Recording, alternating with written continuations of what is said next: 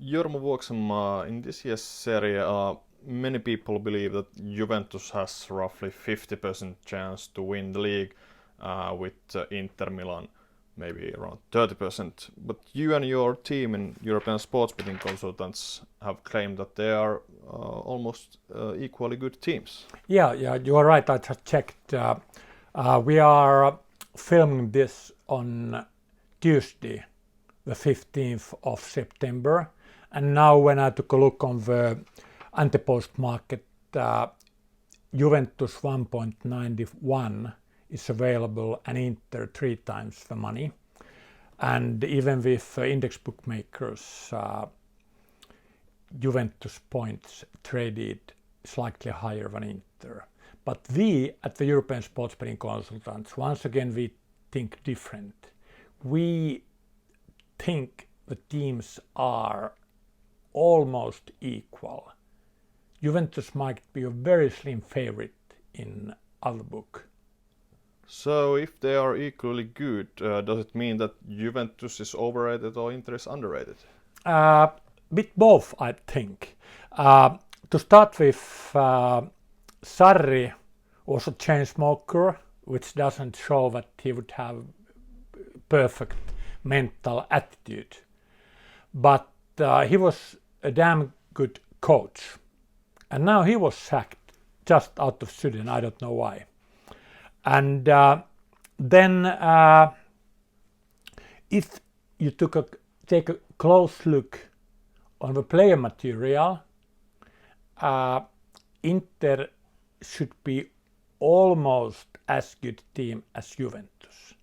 And if you think forward, there the salaries and the transfer market value is. So it's one chap called Cristiano Ronaldo, which means that the weakest link and the general level of player material in Juventus might be lower than the player material in Inter, as I said, after Ronaldo is kind of counted out. And my experience shows that teams which are more kind of homogeneous with their player material are much better than the teams with 1 star and 1 or 2 weaker links. So that are the reasons why Juventus might be slightly overrated. And then the new coach, Pirlo, okay, he is or was as a player one of the all-time greats, and he was an intelligent footballer with those well-timed, clever, long and accurate passes, right? I do not have any reason to believe that Pirlo would be a bad coach, but we don't know yet. And with very high probability, he's not as good as Sarri. So for these reasons, I doubt if Juventus can keep their level. And you know how things are. Dynastians are built and then they go downwards. So it might be that even those things go against Juventus. So now I have talked about Juventus. When it comes to Inter, I already said that their player material, when you take those monetary indicators, Inter is not far from Juventus. Secondly, some of the players could be better than their salaries and market values. I mean now Eriksen and Lukaku, who had certain, their previous clubs probably didn't get the best out of them. Somebody said that Lukaku is lazy, those Swedish TV commentators, and Eriksen has created very kind of colorful comments. So I speculate with the fact that they should improve under Conte, who is a good coach. And if you take a look on last season, one could claim that Inter might have been slightly lucky, but these thoughts and pieces of information I just mentioned would say that they can't have been that much lucky error. They put Juventus to a severe test last season, and this season they might take those couple of extra points more needed to take the Scudetto.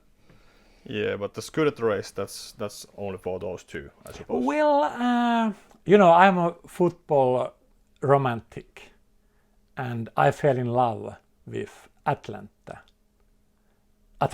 last season. They played in a way one couldn't believe that the football can be played. And Gasperino is some kind of, magic man. And now I hear some smart people saying that they can't keep their performance level that high one more season. Well, that is normally case with the sensationally good teams, but now the expected goals information confirms that Atalanta was some kind of sensational team last season. They took all those points and goals. They deserved them. And what is interesting fact, that actually their defensive play was very good as well, and it might help that they put opponents under such a pressure with their attacks that the opponents had to start the counterattacks from low part of the field, or that opponent players were tired after that, carousel. I don't know the exact reason, but what I know, that Atalanta can be for real, and at least I hope and dream they would put Inter and Juventus into text. To put all that into exact mathematical figures, ESBC power ratings are Inter 74, Juventus 70, Atalanta 69. Actually, these are the numbers of my brilliant, young, intelligent, hard-working team. I myself, as more kind of cautious and conservative, old grey-haired man, would have gap between Inter and Juventus something like 72 Inter, 71 Juventus. But to make long story short, Inter might even be a slight favorite with all those reasonings I just mentioned, and at least Juventus can't be that big favorites as the betting market claims before the Serie A will start. What would you say about Napoli then? Napoli, I fancied Napoli last season, and they helped us to a couple of nice wins with Colossus bets last season, even if they had a very disappointing season. So they should return to their normal performance level. One fact which talks for Napoli is that they were pretty unlucky last season, even if you think about expected goals or expected points. And they have good player material. Their budget is third biggest in the Serie A. They are like more expensive team. Their player material should be better than Atalanta's, for example, even if we and the market rates Atalanta now higher than Napoli. But the thing is, it's easy to love Atalanta after what we have seen, but it's difficult to start betting Napoli after all those disappointments and the bad luck they had last season. So I repeat, you should bet the prices, not the teams. And Napoli might be, of those good teams, the one to pick. Well, last year the Roman team Lazio, they had actually they were quite long in the title race with Juventus all the way until the COVID break, and after that they got a bad start. They lost many games in a row, and did they even almost blew their European spot as well. They were finished fourth, so they got the Euro spot anyway. But how will they be this season?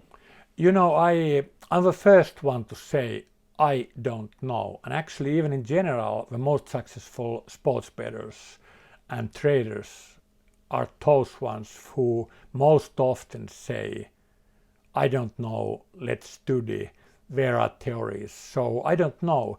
There have been so many theories why Lazio got so much worse.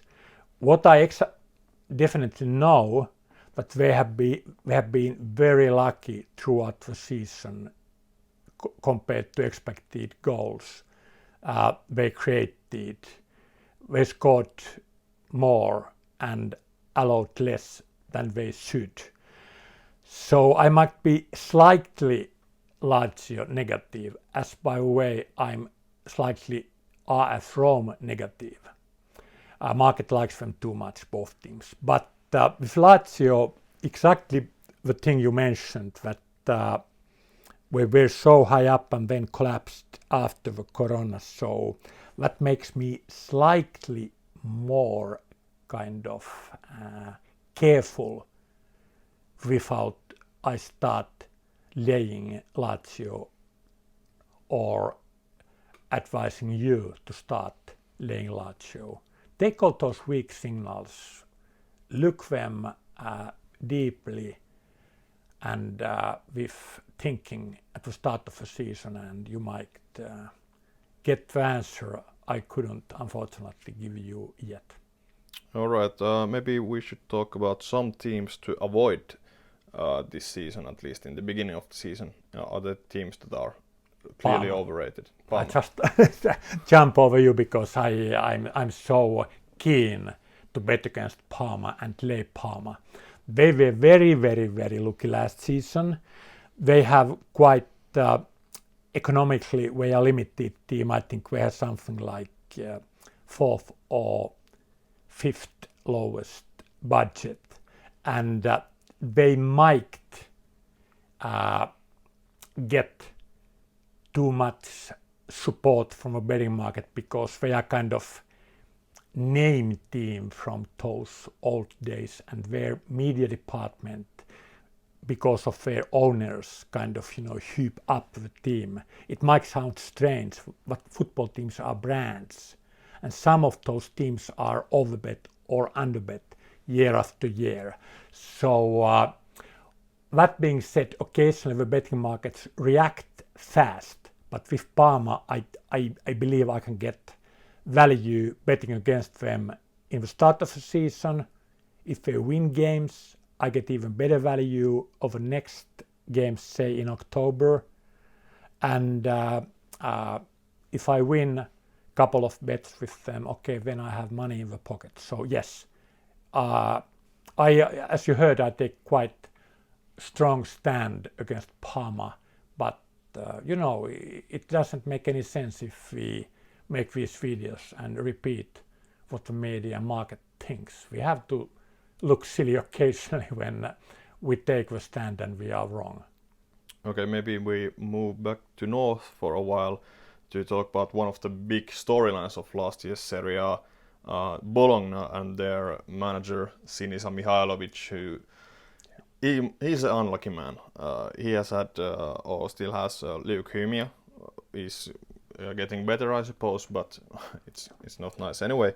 And then on top of that, he had the COVID, and he recovered from that. Daughters had been in dance halls, I read. So yeah. So what do you think about Bologna? They last year suppose they had a lot of fighting spirit, obviously. How will they look this year? I believe in those things in football teams and organizations. Some kind of values, signals, how the leaders show fighting spirit and charisma. If the Finnish Winter War or football, if you lead with, you show, with your what you do, your class and fighting spirit, you get your team working with you. And I respect Mihailovic a lot. Now the question is that effect for his strength and fighting spirit used already after one long season? And then occasionally you can't keep up that level. That being said, Bologna was very unlucky when it comes to expected goals and expected points. So that would say that their fighting spirit should last one season longer. And budget-wise and monetary-wise, we are a mid-table team. And so when I say that I would be slightly Bologna positive, I don't think I have given too much for my, emotional things or sympathy towards the team and Mihailovic, but that even the facts support that at least you should not bet against Bologna. But I repeat, things change fastly, market reacts too fastly. You should react slightly faster with teams there are question marks, and not overreact with the teams where nothing so special has happened between the seasons. We are recording this video on the 15th of September, and so far the Italian Football Association has not yet told or made a decision about are they playing to empty stands, but in Italia there must be always some kind of but hassle. obviously that's quite probable, I suppose. So in case the teams would play for empty stands or even reduced audiences, how would that affect the teams of Serie A in general? Here's a big point, because in Italy the home advantages for the poor, when I say poor, I mean it even economically. The poor teams, bad teams, quite often southern teams, are still dangerous when they played home games against the rich north teams. Like my fellow Finn trotting trainer who lives in Rome said, well, I can't repeat the full thing, no racism, but he claimed that it's almost like two different countries, north and south, and the football is played accordingly. The southern teams put everything into the play when they play as a poor home dogs against the rich bad northern teams. Now that effect is disappeared mostly when they played for empty stadiums.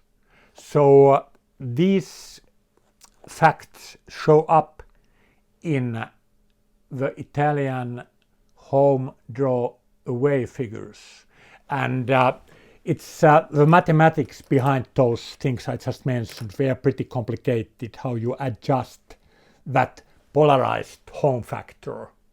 Because if two northern teams play against each other in Italy, the home advantages are much lower than the Italian home advantage in general, because the general home advantage goes up due to those south against north matches.